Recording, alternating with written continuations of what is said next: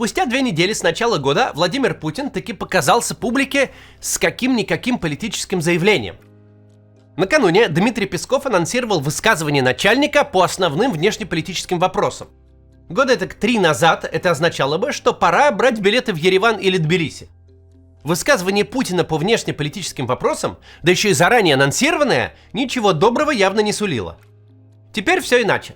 Теперь Путин вышел на церемонию вручения верительных грамот, говорил очень долго, больше получаса, но умудрился ни единого слова не сказать о том, что случилось за 2 недели Нового года. Трамп, Мадуро, Иран, танкеры – всего этого будто и не было. Если бы не формат мероприятия с участием иностранных послов, можно было бы подумать, что перед нами заранее записанная консерва, выступление месячной давности. Потому что за отчетный период случился вообще-то большой внешнеполитический провал. Хороший Мадуро или плохой, такой или сякой у него режим, значения не имеет. Мадуро был союзником, а теперь Мадуро в американской тюрьме. За отчетный период величайшая схема с теневым флотом де-факто развалилась. Американцы разрешили себе, а значит и кому угодно, захватывать российские танкеры. Опять же, везли танкеры российскую нефть в этот раз или не российскую, не суть важно. Это суда под российским флагом и под российской же защитой. Вчера их запиратели американцы, а теперь уже задерживают и британцы. Германия какое-то судно в Балтийское море не пустила. Более того, пошли разговоры о том, что за счет изъятой российской нефти неплохо бы Украине помогать. Но Путин все это игнорирует. О чем сегодня и поговорим. Прежде чем начнем, только напомню, у меня есть проект «Релокац». Раньше это был просто сайт с удобно систематизированной информацией о разных локациях. Это и сейчас так. Но еще появились помогаторы с консультациями и с оформлением ВНЖ, ПМЖ и гражданств других стран. Если собираетесь переехать, обязательно обращайтесь. Или почитайте хотя бы, или вот найдите там себе помощь. Ссылка в описании.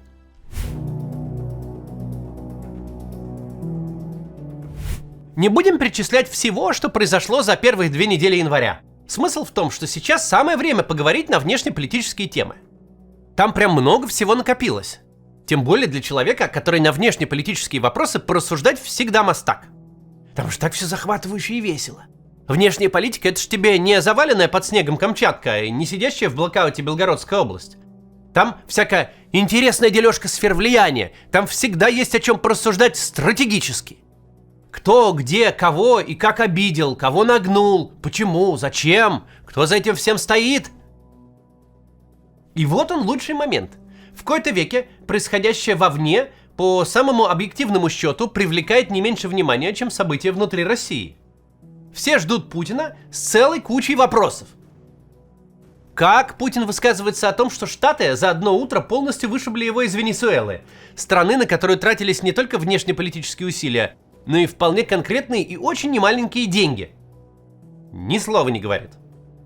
Как Путин отзывается о том, что происходит с Ираном, который вообще-то стал его первым настоящим военным союзником, который поставил ударные беспилотники, когда никто и ничего не поставлял. С Ираном, который горит в пожаре революции и находится под реальной угрозой американского удара. Путин никак не отзывается. Более того, он выступает так, будто перед нами не Путин времен 4-го года войны с Украиной, а тот самый, за которого граждане голосовали в 2000 году. Никакого восхищения кровищей, никакой апологетики права сильного, никаких призывов к разделу мира на сферы влияния, совсем наоборот. Путин полчаса рассуждает о том, как ценно международное право и как сильно рискуют те, кто взялся его нарушать. Путин лишь немного касается своей любимой темы о многополярном мире, но в целом звучит как миротворец и гуманист, дальше некуда.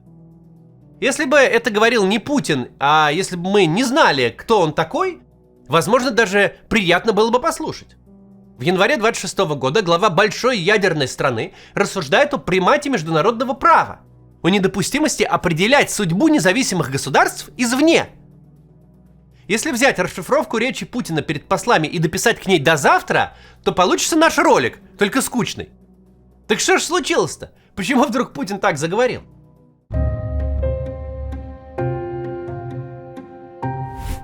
Есть определенный некоторый и очевидный парадокс, когда Путин с такой охотой говорит о законности, неприкосновенности границ и ценности всякого рода институтов. Парадокс заключается в том, что мир, где это все работает, для Путина реально был предельно выгоден. Не только в этом, конечно, но и в этом тоже. Человечеству с практической точки зрения нет никакого дела до диктаторов. Даже отбитых и кровавых. Даже тех, кто руки режет и граждан расстреливает. И есть, скажем, например, условный режим в Туркменистане. Не менее комичный в своем тоталитарном безумии, чем северокорейский. Режим, которому есть дело до зубов и цвета автомобилей граждан, где вся политическая активность закатана в асфальт с момента развала Советского Союза, где царят кошмарные политические репрессии. И вот у этого режима все спокойно покупают газ. Никто не вводит в его отношении санкций.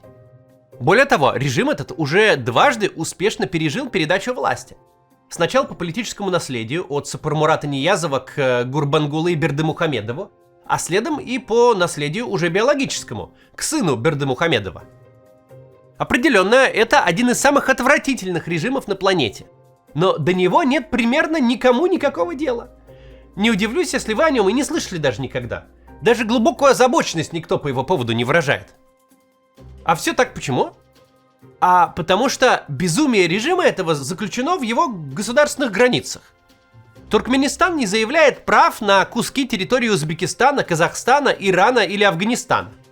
Правители сидят себе спокойно, строят беломраморные дворцы, гордятся самым большим закрытым колесом обозрения в мире, катаются на белоснежных кортежах, пожирают граждан, если те вдруг чем-то недовольны, но за пределами своих границ никого не трогают. В старую систему миропорядка, которую Путин так мечтал отменить и сломать, всякого рода стрёмные режимы были вполне себе прекрасно вписаны. Торговали ресурсами, легко шли на сотрудничество, не скупились на взятки западным политикам, а всякие бывшие канцлеры и другие крупные деятели за счет таких режимов обеспечивали себе в высшей степени благополучную пенсию. Для внешнего употребления диктаторский режим штука вообще очень удобная. Там не меняется власть, нет никаких сдержек и противовесов, нет независимых прокуроров и судов. Если вы заключили сделку о строительстве газопровода с таким режимом, то через год или 2 или 5 не случится никаких неожиданностей. Не придет другой президент, который мог бы начать разбираться, выгодно ли это все строительство для страны или нет, кто там какие откаты получил. Никакие депутаты не полезут в ваши с этим режимом отношения.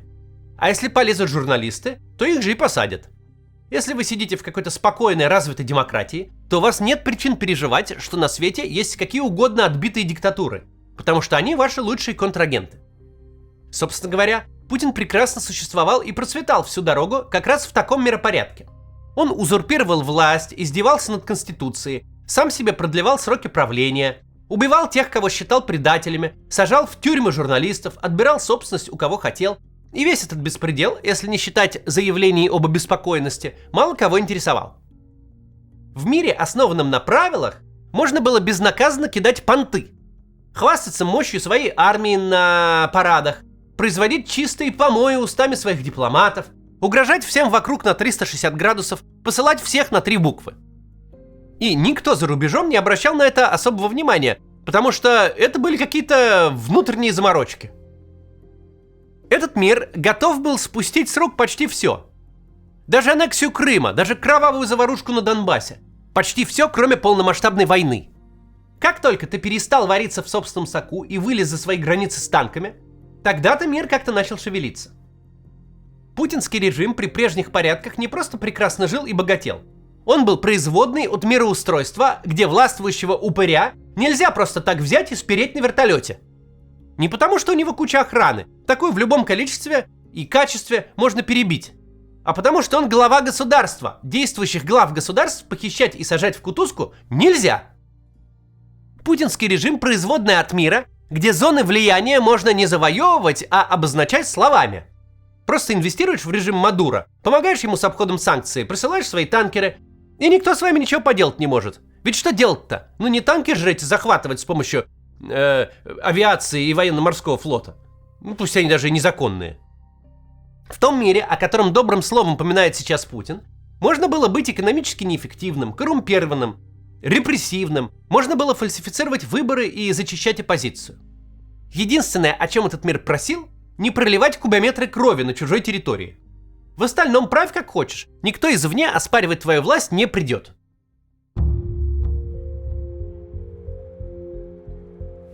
То самое либеральное мироустройство сделало мир очень комфортным местом для самых неэффективных и провальных режимов.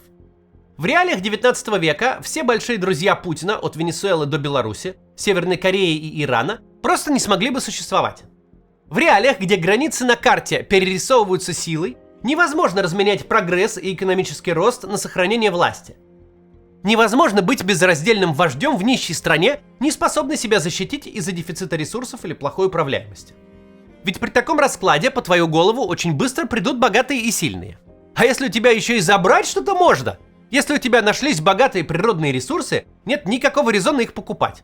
А зачем, если можно прийти и отжать? Словом, Путину просто несказанно повезло править не в 19 веке, а в 21.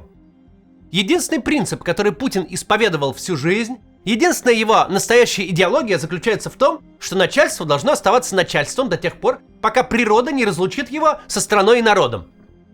И вот тот самый мир, где ценились национальные границы и суверенитет, он прекрасно этой задаче соответствовал. Потому что, каким бы провальным ни оказался диктатор, какое бы беспомощное государство он ни построил, никто из соседей не придет его свергать. Путин, как никто другой, преуспел в уничтожении этого мира. Мира, где худшее, что тебе грозит, за совсем уж кровавое безумие, это санкции, которые лично тебя не коснутся. Где никто не будет сговариваться с твоими спецслужбами, чтобы свергнуть тебя или отправить в Гаагу или Нью-Йоркский СИЗО. Ведь ты глава государства, обладатель священного статуса в мире, основанного на правилах. Ты в домике как бы. А теперь правил нет, статусов и гарантий тоже нет. Сможешь себя физически защитить? Не предаст тебя собственная охрана? Не изменят тебе элиты? Не дотянется противник дроном до резиденции, зенитной ракетой по самолету или вертолетами с группой захвата к тебе не прилетит? Тогда выживешь и будешь в порядке. А не получится, так никто переживать не будет. Никакого политического кризиса в мире, да и даже в стране-то не случится. Если давать здесь совет диктатору, то такой: не разрушайте мир, который кажется вам слабым. В мире, где правит сила, вы рискуете обнаружить себя таким, как сейчас обнаружил Путин. Силы нет, есть только воспоминания, как хорошо и безопасно было, когда никто силами не мерился. Путин сейчас в любопытном положении, конечно, оказался. Пока западный мир был представлен условным Олафом Шольцем, тишайшим политиком, который, вне всяких сомнений, сам сортирует мусор, переходит дорогу на зеленый и аккуратно хранит все чеки, чтобы получить налоговый вычет за тюбик ибупрофена, Путин вращал глазами, размахивал руками, посылал на 3 буквы все международные институции, отовсюду выходил и на все клал с прибором. Потому что с канцлером Шольцем так можно. Канцлера Шольца и соседка обидеть может, если он задумает себе самовольно кондиционер вкорячить. Он вырос в уважении к закону, и даже если бы захотел, ничем хулигану ответить не смог бы. Теперь западный мир выглядит как Дональд Трамп. Единственный президент США, избравшийся после обвинительного вердикта суда присяжных. Человек, которому одинаково похрену, что на международное право, что на уголовный кодекс. Который говорит на очень понятном Путину языке: я заберу нефть из Венесуэлы, а ты пойдешь нахрен. Очень коротко и предельно ясно. И в этот самый момент Путин будто бы язык силы забыл. В этот самый момент наш международный хулиган превратился в апологета международного права.